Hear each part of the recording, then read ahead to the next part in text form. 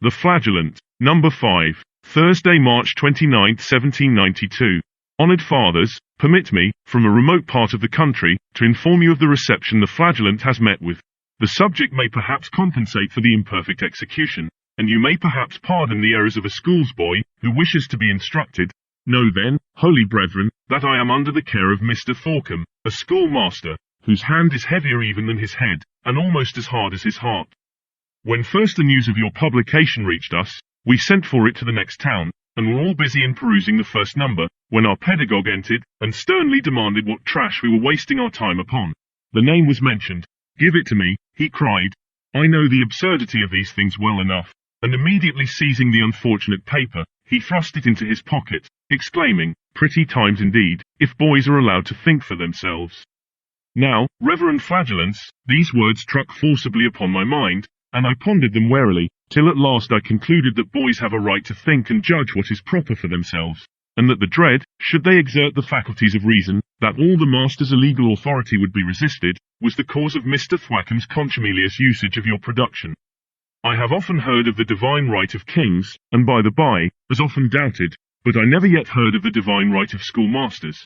A schoolmaster, as he ought to be, is a man, chosen by parents, on account of his superior wisdom, austerity, and moderation, to instruct their children.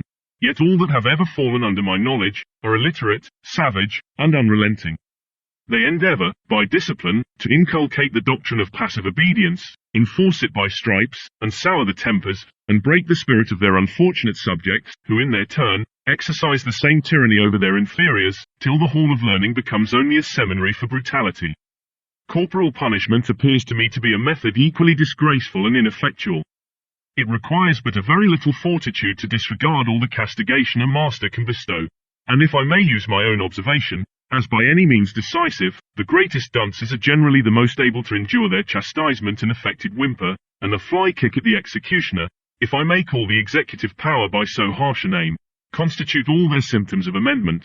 And now, since I am on the subject of flogging, permit me to mention a report which I have heard confidently affirmed, but whose veracity I very much doubt, that a certain royal and illustrious seminary pays 6d. per quarter, to defray the expense of birch. Do, most holy Flagellants, let the lash of your displeasure fall upon tyranny, expose in its proper colours the brutality and absurdity of flogging, and you will confer a very great obligation upon my unfortunate correspondent, Thwacke. Mr. Tawax's letter, as it treats of a grievance usual in all public schools, as well as private academies, demands some attention. I will therefore investigate the history of flogging, demonstrate its absurdity, and produce arguments why it should be entirely abolished. All the arts either ornamental or useful to mankind, tradition has assigned the origin to the gods. Ceres taught agriculture, Apollo, music and poetry, and thus mortals were defrauded of the fame they had deserved, to aggrandize their deities. Tradition has handed down the memory of the bull of Phalaris, the bed of Procrustes till records his ingenious contrivance, and Christian historians have celebrated Nero as the inventor of a new method of saving the lamp tax, by burning the unlucky Christians in pitch. But how has the inventor of flagellation been defrauded of his fame? No pen to record his ingenuity. Flogging is in daily use, and yet, I doubt not but that every schoolmaster will be ready to let the uplifted rod drop from his hand, when he hears that flogging was invented by the devil. Start not, gentle reader, retain thy anger, Mr. Thwackum, and if I do not prove the assertion, you may consign me and my work to that august personage. Before the altar of the Earthian Diana, the Spartan boys were flagitated for hours, without mercy, and it was esteemed an act of piety to the gods, to undergo this ceremony without a tear, without shrinking.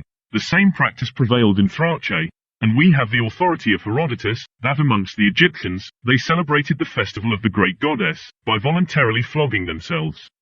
A long string of ancient names at the bottom of the page display my tradition, but neither amuse nor instruct the reader. Suffice it to say, and in this public manner do I call upon all professors of flogging, if they can, to deny it, that the practice of flagellation was esteemed by the heathens an act of piety. Now, who was the deity of all the pagan nations, but the devil?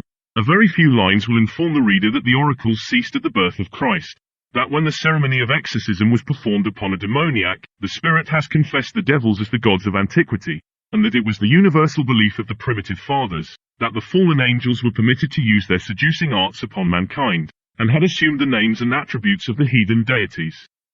Who will deny the primitive fathers to be the standards of orthodox belief?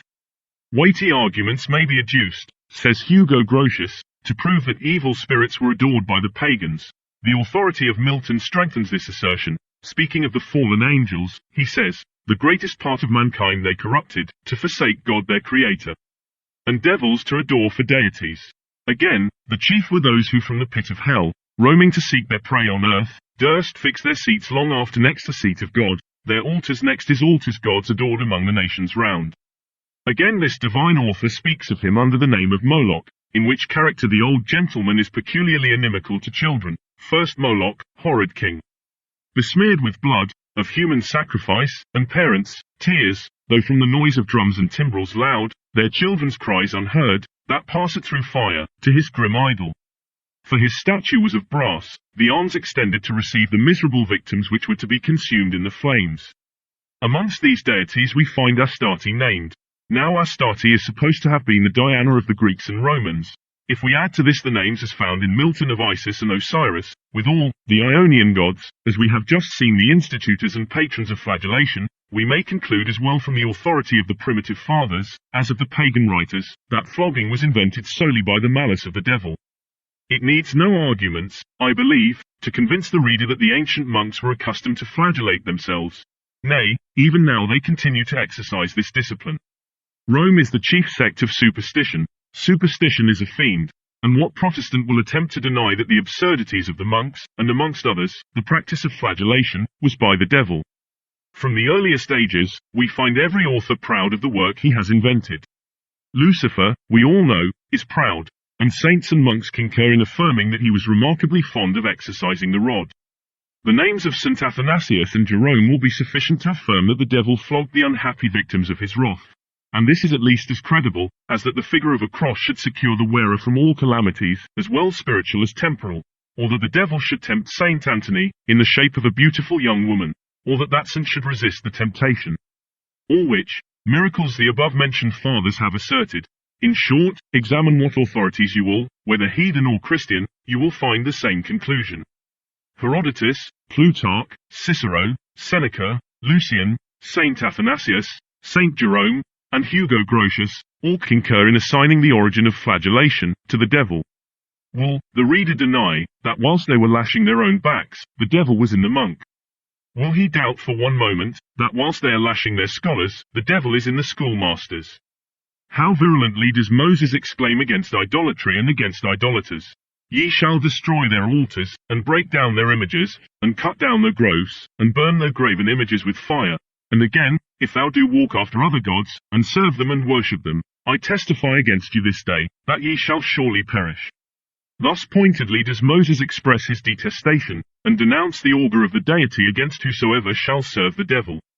Now, it is utterly inconsistent with the character of a schoolmaster, particularly with the ministers of the Church of England, as most school matters are, thus by making use of so beastly and faux idolatrous a custom, to follow the abominations of the children of Edom, and the children of Moab, and the Hittites, and the Shittites, and the Girgasites, and other idolaters, whose names alone remain an awful instance of divine justice.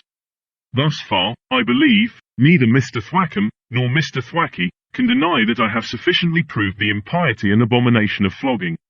The arguments I have adduced have been supported by Holy Writ, by heathen historians, and by ecclesiastical testimony.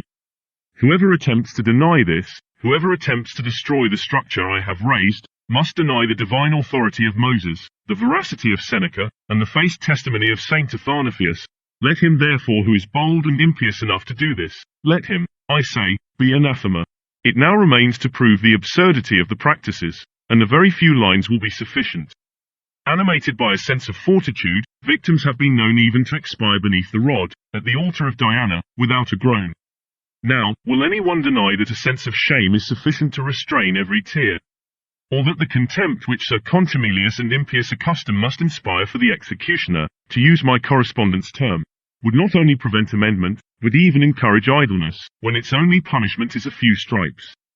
Thus, after an open and candid examination, have I proved the practice of flogging to have originated with the devil, and I defy the devil himself to deny it. That it is a custom equally unprofitable and impious, and that it is unfit to be practiced in a Christian country. Though the cry of the church is in danger, has raised thousands in the streets of London, and spread conflagration over the houses of the unfortunate Roman Catholics, though regard for the church led on the mob at Birmingham, to destroy the effects, and to seek the life of a man, whose philosophic researches alone had entitled him to respect and esteem, yet flogging still continues. Satan cannot be driven out of his stronghold. He has sheltered himself behind the unrelenting breasts of the disciplinarians, and in the pleasure of exercising the rod, the impiety is forgotten. We have rejected the absurd mythology of the heathens. We have rejected the ruinous superstition of the monastic life. We have thrown off the yoke of Rome, but that ensign of despotic cruelty, that sea-peer of Satan, that disgrace to Christianity, the rod, yet remains possessed of its former power. In this public manner, therefore, do I, Gualbertus, scourger of the follies of mankind, issue my sacred bull, hereby commanding all doctors, reverends, and plain masters, to cease, without delay, or repining, from the beastly and idolatrous custom of flogging. Whoever will be saved, above all things, it is necessary that he should hold the Catholic faith. Now, the Catholic is this, there be three gods, and yet but one God. Whoever denies this, cannot be orthodox, consequently cannot be fit to instruct youth. Now, since there is but one God, whosoever floggeth, that is, performeth the will of Satan, committeth an abomination. To him, therefore, to all the consumers of birch, as to the priests of Lucifer, anathema. Anathema, Gualbertus.